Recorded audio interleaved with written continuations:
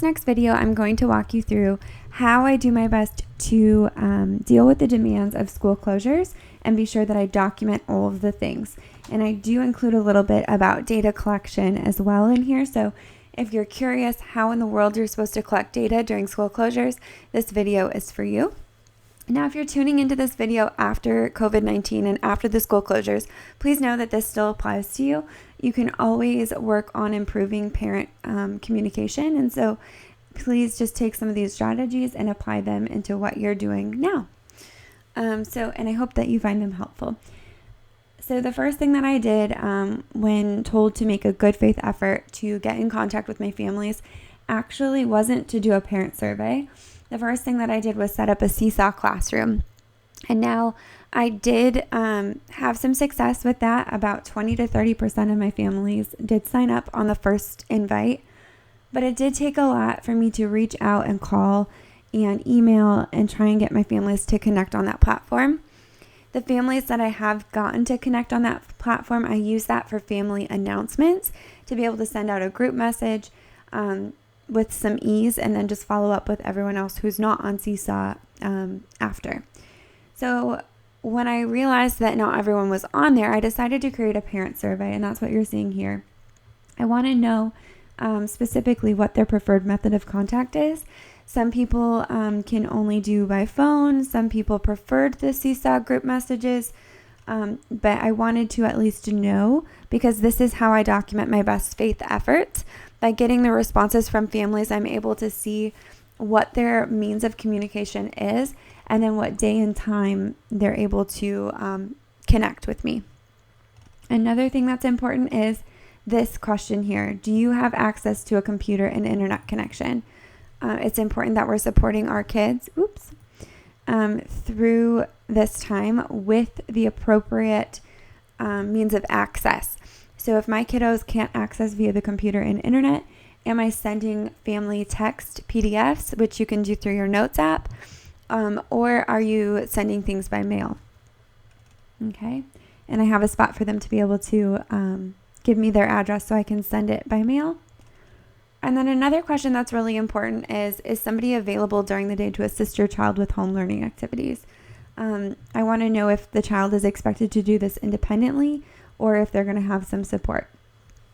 And then your thoughts about home learning and concerns I should be aware of. Here's a section where a lot of my families have said, I'm working full time and I come home and that's when I'm trying to do some home learning. And so I know to be sensitive of their family situation. And so I like to be sure to have that in there as well. Now, this is not something that you have to do. This is just a system that I've developed that I feel is parent friendly and that works on an individualized basis. And I will explain more of that in here. It's not the only system. I do still have the Seesaw account, like I stated, and I use that mainly for family announcements. You can assign individual activities through that program. And so you might be thinking, why aren't you just assigning it in there? The main reason for me is documentation purposes. That's my biggest thing right now. My district sent me a form that they want me to complete for each student that logs everything that I do, any data, all that stuff, and then that is to be returned to district at the end of this time of school closure, and then that's to be put in the hard copy of their IEP and scanned into the files online. So that's why I chose not to do Seesaw or not to do Google Classroom, because I want these files in a folder that's underneath my caseload that I could share out to the director of special ed if I needed to. It's all to have appropriate documentation, and it's just what I found would be easiest, rather than at the end of all of this having to create a spreadsheet and go in individually and record all of the communication. So in my previous videos, I've shown you how to create a parent communication log. I have that, but then I also did the survey to find out the best way to contact my parents. And now that I know that, now I know where to send this link to their Google folder, whether I'm sending it through Seesaw in the private messaging, whether I'm sending it through email, or whether I'm sending it through a text message for them to receive and confirm that they could receive it. So then once they confirm that they can access this, then I start putting in the learning tasks. And And so it's just really important for me. If I can't get a hold of them, then I need to verify how they want to receive it, and then I can go in and make sure that they get the tasks for the weeks that they need. Okay, so now once they're in their Google folder, they're going to just have this document right now.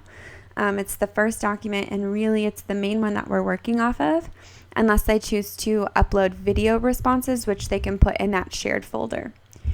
So this home learning tasks, it says to view your students' goals and submit a summary of your weekly activities, please click here. And when they click there, they're going to access a Google form. Okay, and so this Google form, it's actually right here, is just something that I created for each student. It's based off their individual IEP goals. So every student has their own unique Google form. And I don't put the actual form in the folder. I only put that link that you see right here in their document. So in order to be able to share it, you just go make sure that your organization is turned off. So you don't want to restrict it, and you just hit save.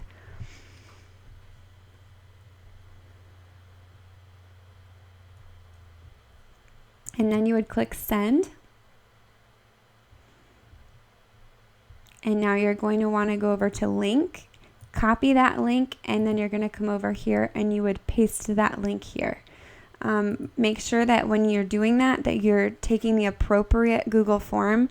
Since you're creating these individualized for your kids, make sure it's the right student's form, and then copy and paste it over here so that they have it.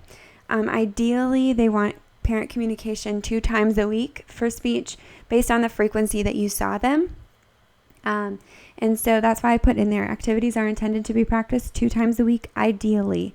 That's how much we were hoping for, but feasibly, it might not be what families can do, and we just have to accommodate with what's most appropriate for them given this situation, and that is something that they referred to with legal.